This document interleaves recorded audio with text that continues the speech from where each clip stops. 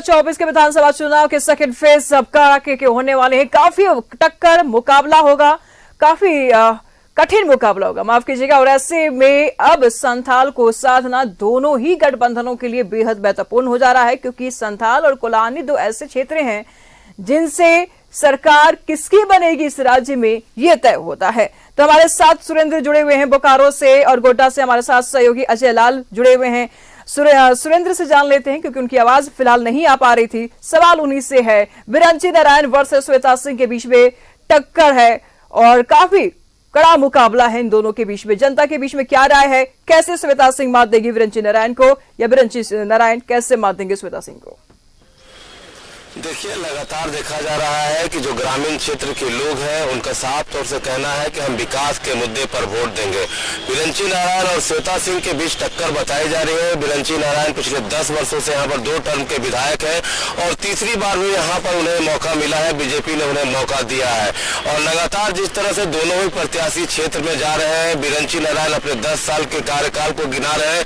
उन्होंने कहा कि हमने पुल बनाया, सड़क बनाई, पुलिया बनाए और लोगों के बीच रहकर उनके लिए जो समस्याएं थे उन्हें दूर करने का काम किया है। यहाँ मेडिकल कॉलेज की स्थापना की, यहाँ पर एयरपोर्ट बनकर तैयार है और वहीं एक मेडिकल अस्पताल बनाने की भी बात कह रहे हैं।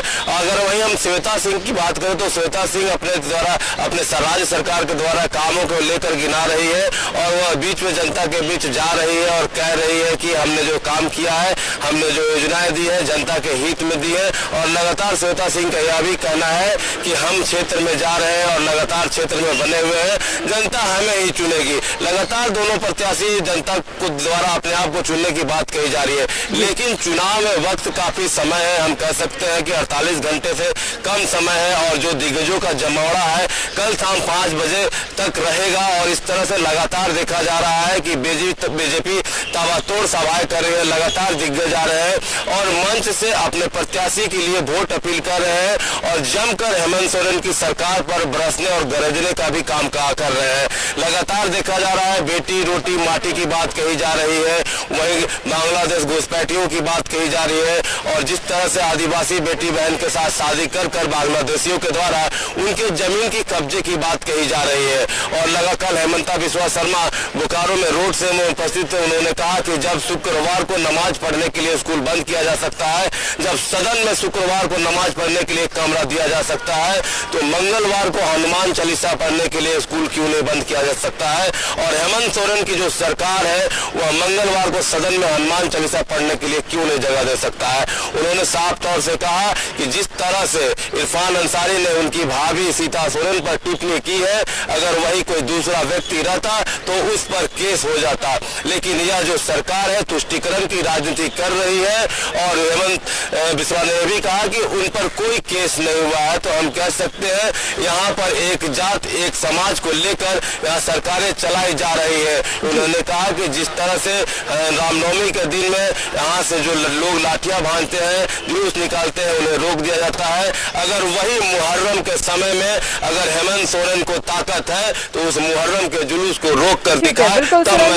लगातार आपसे जानकारी लेते रहेंगे। अजय लाल इस वक्त हमारे साथ गोड्डा से बने हुए हैं, उनसे जान लेते हैं कि वहां की जनता की क्या कुछ राय है। देखिए, बाहरी लोग होटलों को बुक कर रहे हैं और चुनाव प्रसार में जुटेंगे या क्या कुछ करेंगे वो तो देखने वाली बात होगी अजय लाल, लेकिन आम जनता की भी राय बेहद महत्वपूर्ण हो जाती है। यहाँ वोट आम जनता को देना है, क्या कुछ कहेंगे?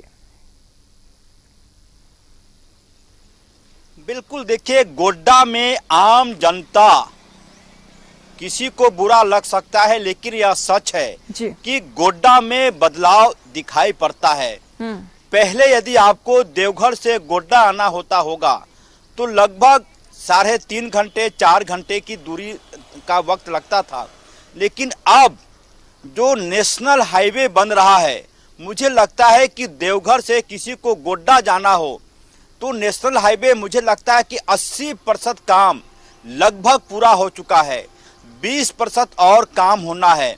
यदि वो हाईवे बन जाता है आने वाले 1 साल 6 महीना में, तो देवघर से गोड्डा कोई भी व्यक्ति अपनी गाड़ी से महज 1.5 से 2.25 घंटे में पहुंच सकता है।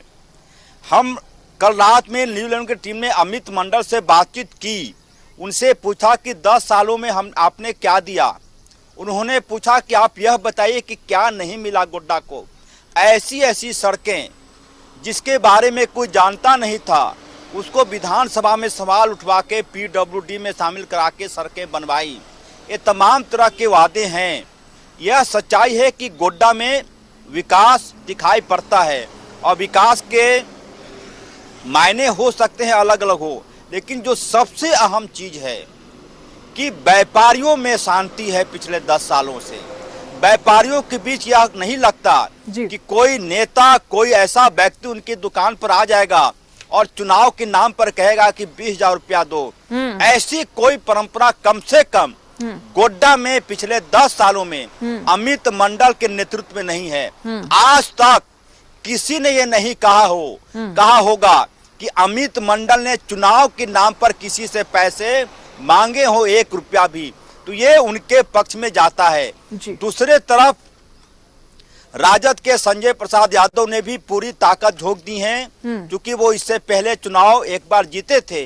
बाद के दिनों में 3 बार लगातार उन्हें हार मिली, तो इस बार वह भी कोई कोर कसर नहीं छोड़ना चाहते। तेजस्वी यादव गोड्डा आए थे, अपने समाज को जगा कर गए हैं। तो ये तमाम चीजें हैं, क्या कुछ जनता सोचती है, लेकिन ये तय है कि गोड्डा में प्रत्याशियों के बीच कड़े मुकाबले देखने को मिलेंगे। सब कुछ जनता पर निर्भर है। 20 नवंबर को वोटिंग है, 48 घंटे से भी कम का वक्त बचा है जी। वोटर साइलेंट होते हैं आजकल, खुलकर बोलते नहीं हैं। अंतिम वक्त में हालांकि एक चर्चा यह भी है, पूरे गोड्डा विधानसभा क्षेत्र में नारा गूंज रहा है यहाँ पर कि इस बार बंटोगे तो 5 साल दूसरे राज्यों में खटोगे, यानी कि पलायन ना हो, यह भी मुद्दा है। पलायन एक बहुत ही विशेष मुद्दा है अजय, और ये झारखंड के लिए काफी गंभीर मुद्दे हैं। आपने उस वीडियो को भी देखा होगा जब विदेशों में रह करके मजदूर ये गुहार लगा रहे थे कि हमारी रक्षा कीजिए, हमें अपना देश में वापस बोले। तमाम ऐसे मुद्दे हैं जिन मुद्दों को लेकर के लगातार झारखंड की जनता को अब सोचने की जरूरत है। अब तक तो आप लोगों ने ये आरोप लगाया कि सरकार कुछ नहीं करती है, लेकिन अब आप लोग को करना है, 2 दिन में निर्णय लेना होगा कि अब आपके बच्चे विदेशों में खटेंगे, दूसरे राज्यों में खटेंगे, या फिर झारखंड में ही रह करके रोजगार पाएंगे। फिलहाल अजय और सुरेंद्र आप दोनों बने रहिए, लगातार हम आप लोग से अपडेट लेते रहेंगे। 2024 के विधानसभा चुनाव के पहले फेज के रिपोर्ट्स बहुत ही सुखद रहे, यानी मतदाताओं ने बढ़ चढ़ करके मत दिया है, वोट दिए। अब सेकंड फेज की बारी है, संथाल की बारी है। यानी हम संथाल इसलिए कह रहे हैं, हालांकि 38 सीटों पर मतदान होने हैं। संथाल इसलिए भी कह रहे हैं क्योंकि सबसे अधिक सीटें संथाल पर है और सबकी निगाह है कोयलांचल और संथाल पे। गोड्डा से अजय लाल इस वक्त हमारे साथ बने हुए, बोकारो से सुरेंद्र बने हुए हैं जानकारी के लिए।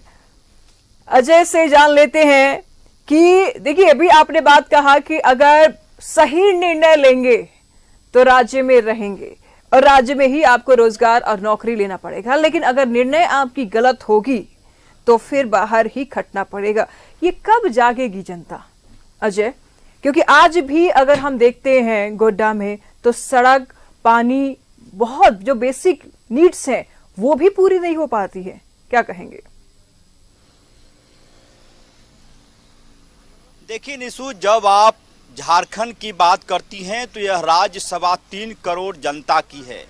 यह राज्य भारतीय जनता पार्टी की नहीं है, यह राज्य झारखंड मुक्ति मोर्चा की भी नहीं है, यह राज्य प्रदेश कांग्रेस की नहीं है, यह राज्य राजद, भाकपा माले अन्य वामपंथी पार्टियों की भी नहीं है। ये राज्य 3.25 करोड़ जनता की है। और जब झारखंड की चर्चा करते हैं, लोगों ने मौका दिया, तमाम दलों को मौका दिया इस राज्य में काम करने के लिए, लेकिन इस राज्य का दुर्भाग्य कहिए या जो भी कहिए कि रघुवर दास को छोड़कर कोई भी व्यक्ति लगातार 5 सालों तक यहाँ मुख्यमंत्री नहीं रहा। हेमंत सोरेन भी मुख्यमंत्री हैं तो बीच बीच में ब्रेक उनका होता रहा है जी। आप समझ गई होंगी मैं क्या चर्चा कर रहा हूँ। राज्य की जनता को एक ऐसा नेतृत्व चाहिए जो ठोस निर्णय ले, या सोचकर कि राज्य के लिए हमें कुछ करना है। इस राज्य की जनता, राज्य के नेतृत्व को यह सोचकर निर्णय लेना होगा कि वोट मिले ना मिले, हमको ये काम करना है। लेकिन दुर्भाग्य, तमाम लोग इस राज्य में मौजूदा सरकार, क्या आप कल्पना करेंगी कि इस राज्य में सीजीएल एग्जाम को लेकर छात्र माथा पीट रहे हैं। और एक बात मैं यह भी बता दूं कि जिस मैया योजना की चर्चा हो रही है, गांव देहात में चले जाएं, महिलाएं चाहती हैं रोजगार, उनको मैया योजना का 1000 रुपया नहीं चाहिए और न मुफ्त ही में रेवड़ियां बांटी जा रही है। अजय, बहुत बहुत शुक्रिया आपका इन तमाम जानकारी के लिए। एक निजी पेपर में बहुत अच्छा आर्टिकल आया था, उस आर्टिकल का हम जिक्र कर लेते हैं एक बार कि जो मुफ्त में रेवड़ियां बांटी जा रही है उसका कहीं ना कहीं ऐसा ना हो कि खामियाजा हमारे भविष्य को भुगतना पड़े, क्योंकि डेप्ट में जा रही है सरकार, डेप्ट में जा रहा है देश। अगर इस तरीके से मुफ्त में रेवड़ियां बांटी जाएगी तो ऐसा ना हो कि आज तो हमें रेवड़ियां अच्छी लग रही है और इसका भुगतान हमारे भविष्य को करना पड़ जाए। हमारे साथ सुरेंद्र बोकारो से बने हुए हैं, उनसे जान लेते हैं। देखिए, बोकारो की अगर बात कर ले तो विरंची नारायण एक तरफ है और श्वेता सिंह एक तरफ है, दोनों के बीच में कड़ा मुकाबला है, जहां एक तरफ सिटिंग विधायक वही दूसरी तरफ श्वेता सिंह। आम जनता की राय भी बहुत महत्वपूर्ण हो जाती है, क्योंकि आम जनता पिछले 10 साल के कार्यकाल को भी जब समझ रही है विरंची नारायण के, और श्वेता सिंह एक नया चेहरा है ही आम जनता के लिए। क्या कहेंगे? जी बिल्कुल, जिस तरह से विरंची नारायण 2 बार के सिटिंग एमएलए हैं और उनके विकास की कार्यों की चर्चा लगातार विरंची नारायण और जनता कर रही है। मैंने पहले भी कहा है कि श्वेता सिंह राज्य सरकार के द्वारा किए गए कार्यों की भी चर्चा करिए, लेकिन जो यहाँ के लोग हैं, जो यहाँ के वोटर हैं, उनका साफ तौर से कहना है कि हमारे ग्रामीण क्षेत्रों में विकास नहीं हुआ है। विकास नहीं हुआ है मतलब रोड, सड़क, नाली, स्वास्थ्य, शिक्षा की बात कर रहे हैं। और सबसे बड़ी यहाँ पर समस्या है बेरोजगारी की। लगातार यहाँ से लोग पलायन कर रहे हैं। अभी अजय लाल कह रहे थे यहाँ से लोग पलायन करते हैं और लोग विदेशों में जाकर फंस जाते हैं। बोकारो, हजारीबाग, रामगढ़ और गोमिया के कई ऐसे बच्चे हैं जो कि वहाँ पर फंसे हुए थे, हमने ये न्यूज चलाया था। लेकिन जिस तरह से रेवड़ियों की हम बात कर रहे हैं, इस तरह से रेवड़ियां बांटने की फ्री में लगी हुई है। अगर जो भी सरकार आए, जिसकी भी सरकार बने, कम से कम ऐसी व्यवस्था राज्य में करे, लघु कुटीर उद्योगों को लगाने का काम करे कि यहाँ के लोगों को बाहर ना जाना पड़ा। बिल्कुल है कि लोग बाहर जाते हैं, वहां फंस जाते हैं, यहाँ घर परिवार चलाना मुश्किल हो जाता है, फिर उनके परिजन उनके पीछे भागने लगते हैं कि हमारा बच्चा घर वापस कैसे आएगा। तो इन सभी चीजों को देखना होगा। बोकारो स्टील प्लांट की अगर हम बात कर ले तो एकमात्र बोकारो स्टील प्लांट है और यहाँ भी धीरे धीरे लोगों की नौकरियां जा रही है। अब लोग तो यहाँ पर हैं, डेली बेसिस पर काम करने के लिए मजबूर हैं। बाहर की कंपनियां आती हैं, लेकिन जो उन्हें पैसे मिलने चाहिए थे, जो रोज भत्ता मिलना चाहिए था, वो नहीं मिल रहा है। अगर ऐसे तमाम मुद्दे हैं जिन मुद्दों को लेकर के लगातार अब बोकारो की जनता को सोचने की जरूरत है, क्योंकि महज 2 दिन का समय शेष है। 2 दिन में जनता जागे, निर्णय ले, ये ज्यादा महत्वपूर्ण है। बहुत बहुत शुक्रिया सुरेंद्र आपका इन तमाम जानकारियों के लिए।